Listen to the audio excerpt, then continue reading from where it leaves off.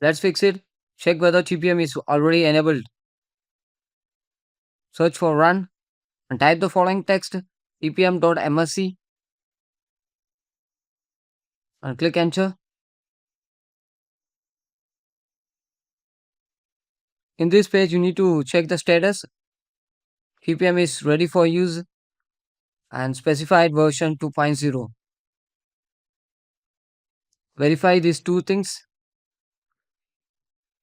Once verify after, the next step, enter UEFI BIOS settings.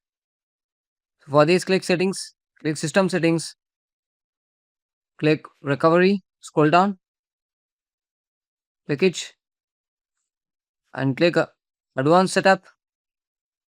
In advanced setup, you have seen the right hand side, restart now is there. You need to click it. Once clicking after, you need to select troubleshoot. In troubleshoot settings, you need to select advanced option, UEFI, firmware settings, and restart it. So this is one method. And the next method, you need to go to the restart,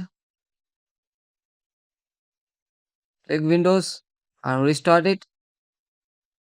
Once restarting after, press delete F2, F10 or escape. It depends on PC, it may be vary. Depends on your PC, you can check the BIOS mode and you can press it and go to the UEFI framework settings and restart it. So this is how to fix it. Thank you.